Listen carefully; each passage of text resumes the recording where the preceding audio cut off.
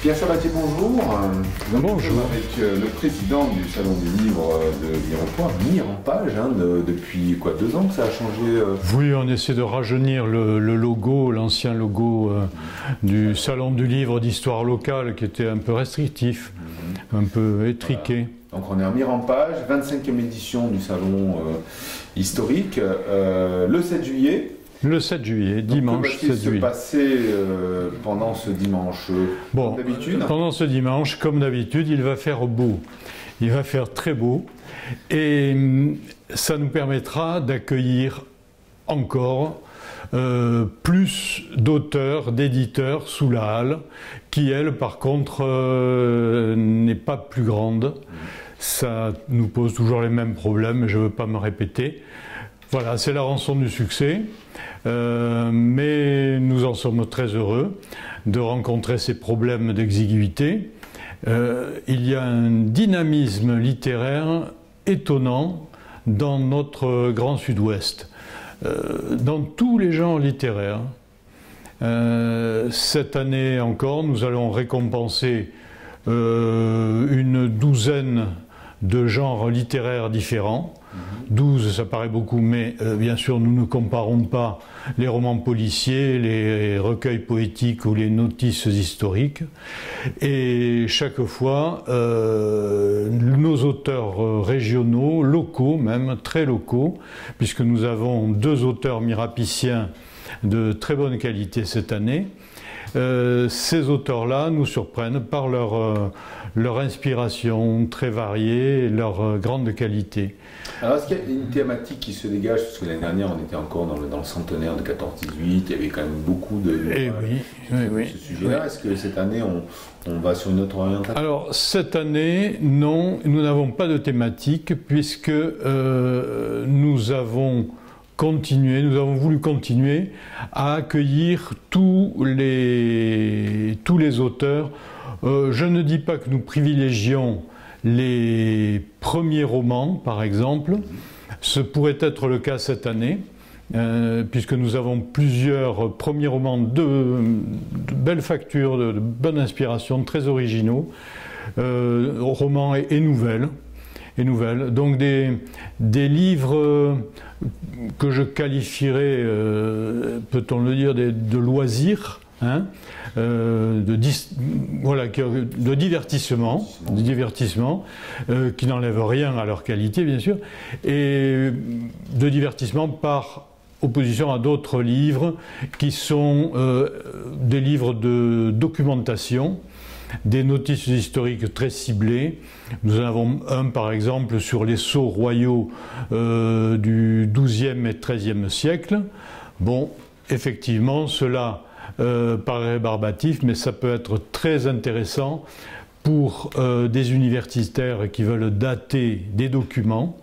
Voilà, et ce travail a été effectué par un auteur toulousain, dont je tais le nom parce qu'il fera partie de nos lauréats.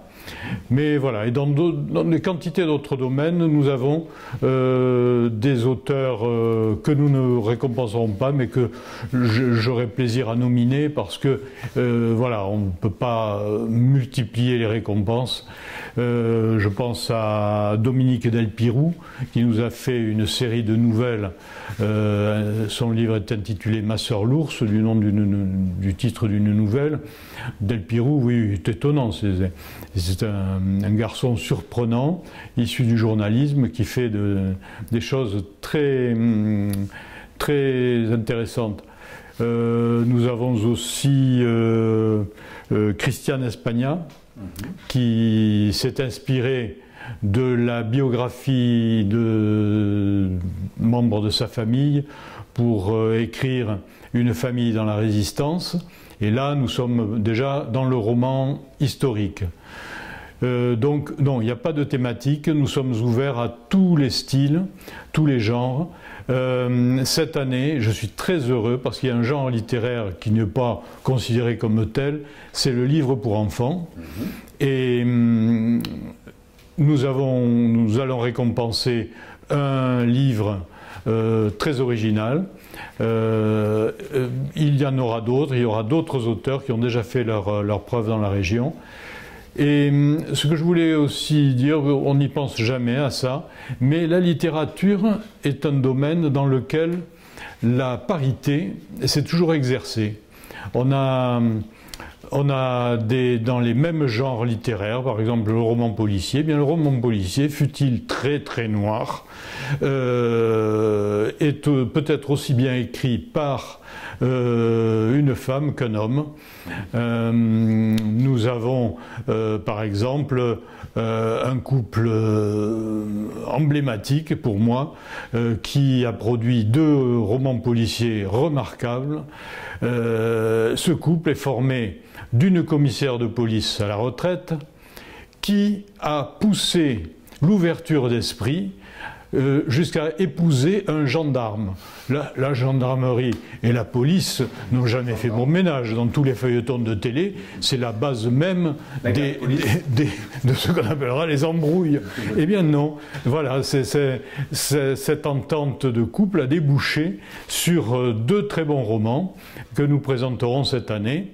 Voilà, et ce sont des gens de notre région. La thématique est surtout régionale. Alors merci Pierre de nous avoir un petit peu livré quelques exemplaires de ce qu'on va pouvoir voir. Alors exceptionnellement, asinat.com ne sera pas là, puisque depuis quelques années on faisait des directs et on interviewait tous les lauréats. Bon là, pour cause de métier, on est à droite et à gauche les uns et les autres, donc on ne pourra pas être là, mais vous vous débrouillerez sans nous pour une fois. Pour une fois. Voilà, et on demande aux gens de venir nombreux, parce que c'est toujours très intéressant de venir au Salon du Livre. Mis en page le 7 juillet, dimanche prochain. Et il fera beau, comme toujours, bien sûr. Un peu frais sous l'âge, j'espère, parce qu'il fait très chaud en ce moment.